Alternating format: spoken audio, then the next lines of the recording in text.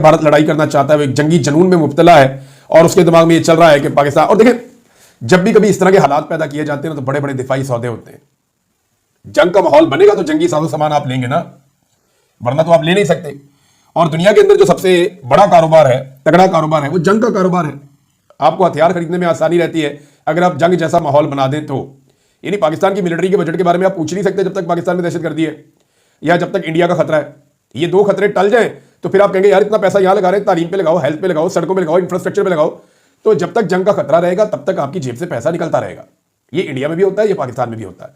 अब इंडिया की आवाम भोली भाली है, उन्हें जंग के ऊपर उकसा के दोबारा से एक बड़ा और महंगा सौदा किया जा रहा है। देखिए, चाइना के साथ तो इंडिया लड़ नहीं सकता, ये इंडियंस को मानना पड़ेगा, क्योंकि चाइना इकोनॉमी में और ताकत में इंडिया से बहुत आगे है और इन दोनों के बीच में लड़ाई बनती भी नहीं है। एक छोटा सा एरिया है जिसके ऊपर एक तनाजा है, वो तनाजा हल हो सकता है, लिहाजा वो तो नहीं है। अब पाकिस्तान के साथ एक जाली किस्म का माहौल बनाकर इतने महंगे तैयारे इंडिया फिर से खरीदने जा रहा है। पिछली मरतबा 2 तैयारे गिरवाए थे तो नरेंद्र मोदी ने 36 खरीद लिए थे, अब 26 मजीद खरीदने जा रहे हैं, क्योंकि 26 लोग जो हैं वो मारे गए हैं दहशतगर्दों के हमले में। तो इसका बेनिफिशियरी कौन हुआ? बेनिफिशियरी तो वो कंपनी है जिसका असला बिक रहा है, या वो लोग हैं जो ये सौदा करवा रहे हैं। इसी तरह पाकिस्तान जैसे मुल्कों में भी यही होता है, जब तक लड़ाई चल रही है आपकी जेब से पैसा निकलता रहेगा, और जब लड़ाई खत्म हो गई तो फिर आपकी जेब से पैसा कैसे निकलेगा? वैसे भी पाकिस्तान की जो मिलिट्री एस्टेब्लिशमेंट है उन्होंने कारोबार के और भी बहुत सारे बंदोबस्त कर लिए हैं। उमर अयूब साहब ने एक मुतालबा किया है, और ये मुतालबा उन्होंने किया जी पाकिस्तान की हुकूमत से, सख्त मुतालबा है उनका, और वो ये कहते हैं यार खुल के बोलो, बात करो, तुम लोग बोलते क्यों नहीं हो? अपोजिशन लीडर और पाकिस्तान तहरीक इंसाफ के रहनुमा उमर अयूब ने कहा कि भारत को दो टोक पैगाम दिया जाए कि तुम हमला करोगे तो हम जमीनी और फजाई हमले करेंगे। ये साफ बात की जाए, जैसे इमरान खान ने की थी। इमरान खान ने लॉजिकल बात की थी कि आप शवाहिद पेश करें, हमारे साथ इंडिपेंडेंट इंक्वायरी में आए, हमें पता चले जो आप हम पे इल्जाम लगा रहे हैं वो दुरुस्त है, गलत है। लेकिन साथ ही इमरान खान ने कहा कि अगर तुम पाकिस्तान की सरजमीन पे आओगे तो हम रिटेलिएट करने का नहीं सोचेंगे, हम रिटेलिएट कर देंगे। जब आप इधर आओगे तो हम उधर आएंगे। इमरान खान साहब ने बड़े खुलकर स्टेटमेंट दिए थे। अब उमर अयूब साहब ने कहा कि कठपुतली हुकूमत की तो कांपें टांग गई हैं, टांगे कांप रही हैं, डर रहे हैं। शहबाज शरीफ कहते हैं कि तहकीकात करवाई जाए, ये तो हथियार डालने के मुतरादिफ है। वो एक बुज़दिल वजीर आजम है, मोदी सरकार हमला करने का कहता है और ये जवाब देने की बजाय हथियार डालने की बात करते हैं।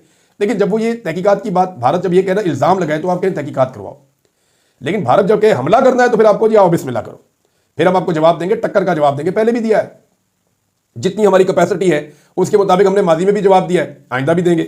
बस सिर्फ मेरी गुजारिश है पाकिस्तान की मिलिट्री एस्टेब्लिशमेंट से, पाकिस्तान के आर्मी चीफ से और बाकी लोगों से कि अवाम को जो आपने नाराज किया वो नाराजगी आप खत्म करवाएं, अवाम की, अवाम से मादरत करें, और जो भी पाकिस्तान में आपने गलत चीजें की हैं उनकी माफी मांग लें अवाम से, और अवाम की नाराजगी दूर हो गई तो इससे फौज को तकवीयत और ताकत मिलेगी। ये मेरी गुजारिश है, वो इसलिए for the sake of this country. वैसे मुझे कोई शौक नहीं है इनसे माफी मंगवाने का, अवाम एक दिन इन्हें शिकस्त दे देगी, मिलिट्री एस्टेब्लिशमेंट को, ये मैं जानता हूं। एक दिन पाकिस्तान की अवाम पाकिस्तान की मिलिट्री एस्टेब्लिशमेंट को शिकस्त दे देगी, ये तो दीवार पे लिखा हुआ है। वैसे 8 फरवरी 2024 को शिकस्त दी थी एस्टेब्लिशमेंट को, लेकिन वो माने नहीं। वो किसी और तरह की एस्टेब्लिशमेंट अगर चाहती है कि उस तरह की शिकस्त दी जाए तो अवाम उस तरह की शिकस्त भी दे देगी, एक वक्त आ जाएगा। लेकिन इस वक्त क्योंकि अवाम की सपोर्ट की जरूरत है, पाकिस्तान की फोर्सेस को, एक आम हमारे सिपाही को, एक लड़ने वाले जांबाज को, तो उसके लिए जो है वो फिर माफी मांग ले, मेरा मशवरा है, और अवाम को मनाए और अवाम से कहे कि गलती हो गई, ताकि जो है वो सपोर्ट मिल जाए। अब नाजरीन, मोदी सरकार बौखलाहट का शिकार 16 यूट्यूब चैनल्स पर पाबंदी आयद कर दी। ये पाकिस्तान के टीवी चैनल चला रहे हैं, वो यूट्यूब चैनल है पाकिस्तान के, उनको बंद किया है। 16 का पहले रिपोर्ट हुआ, फिर कुछ और भी रिपोर्ट हुए, तो वो लगातार बंद करते चले जा रहे हैं, क्योंकि पाकिस्तान के अंदर जो मीडिया है वो भारत में बंद किया जा रहा है, भारत का जो मीडिया है वो पाकिस्तान में बैन किया जाता है। ये पुराना एक सिलसिला चल रहा है। लेकिन एक बड़ी इंटरेस्टिंग जो बात है वो ये है कि बौखलाहट का शिकार, अगर तो यूट्यूब चैनल्स को बंद करना, सोशल मीडिया को ब्लॉक करना, इसका मतलब है बौखलाहट का शिकार होना है, तो भारत तो बौखलाहट का शिकार हुआ अभी 24 घंटे पहले। पाकिस्तान तो जो रियासत है पाकिस्तान की, या इदारे हैं, हुकूमत है, वो तो गुज़िश्ता 3 साल से बौखलाहट का शिकार है। पाकिस्तान में लगातार सोशल मीडिया पे क्रैकडाउन किया जा रहा है, पाकिस्तान में लगातार सोशल मीडिया को ब्लॉक किया जा रहा है, फायरवॉल लगाकर अरबों रुपए खर्च करके पाकिस्तान में लोगों को रोकने की, उनकी आवाज़ को दबाने की कोशिश की गई है। और इसके अलावा एक बड़ी एप्लीकेशन है ट्विटर, उसको पाकिस्तान में बाकायदा ब्लॉक कर दिया गया है। और मज़े की बात आप ये देखें कि पाकिस्तान में ट्विटर ब्लॉक है, उस पर VPN लगा के ये खबर दी जा रही है कि जनाब भारत ने घबरा के कुछ यूट्यूब चैनल जो है वो ब्लॉक कर दिए हैं। अंदाजा कीजिए आप, खुद सोशल मीडिया ब्लॉक करके VPN लगा के हम ये बताते हैं कि भारत ने सोशल मीडिया ब्लॉक कर दिया है। ये है जनाब हकीकत।